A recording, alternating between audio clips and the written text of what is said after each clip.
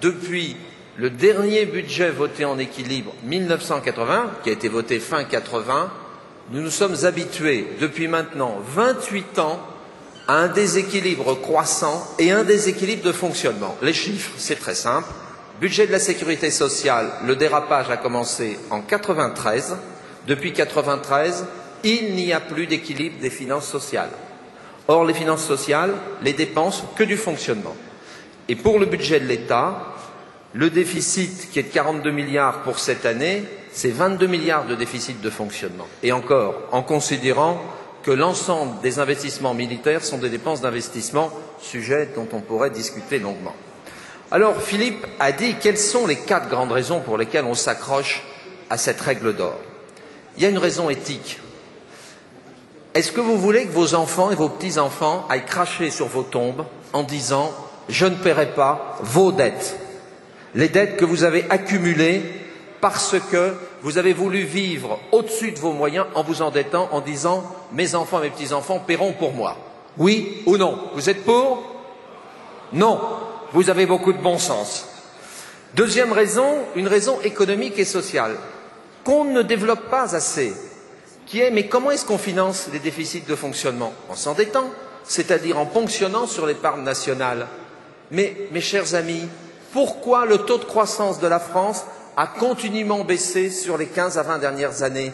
Pourquoi? Quand vous utilisez votre épargne nationale pour financer des dépenses d'investissement, il ne faut pas vous étonner s'il y a une chute continue du taux de croissance. La France, qui avait le taux de croissance le plus élevé dans les années 50-60, aujourd'hui fait partie des mauvais élèves de l'Europe. Et ça, on le paye en termes d'emploi. Donc c'est la raison sociale. La règle d'or, c'est une protection sociale des Français. Il y a une 4e raison qui est une raison politique. Philippe l'a évoqué, mais je voudrais un peu le développer. Lorsque nous avons négocié entre le premier et le deuxième tour des élections présidentielles avec Nicolas Sarkozy, c'est l'un des points, l'un des 4 points qui a été négocié avec lui.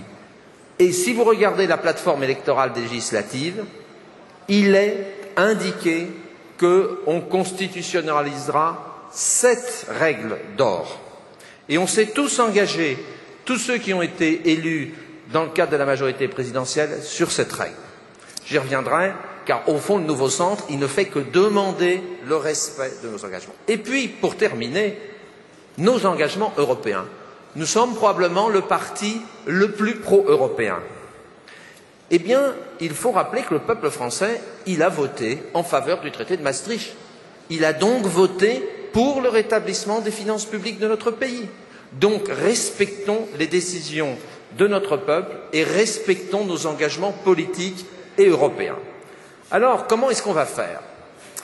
Pour amorcer le débat, on a déposé une proposition de loi de réforme constitutionnelle.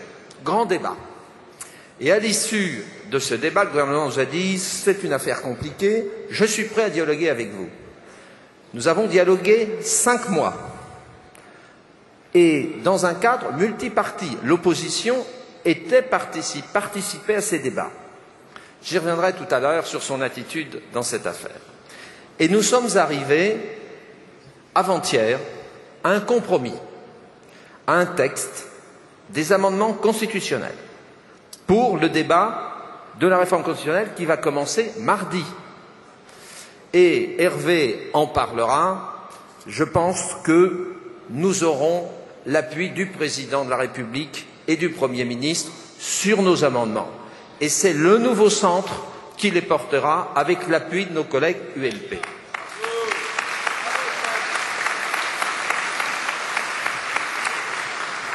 Je n'ai qu'un regret, et je le dis sans aucun esprit de polémique, c'est que, à ce jour, nous n'avons pas réussi à persuader nos collègues socialistes de voter pour cette règle. Car la meilleure protection des Français, ça serait que tous les partis politiques appuient nos amendements. Car ceci n'est pas un amendement de droite, un amendement de gauche, c'est un amendement de protection des Français. Chers amis, rendez-vous à partir de mardi et vive la constitutionnalisation de la règle d'or.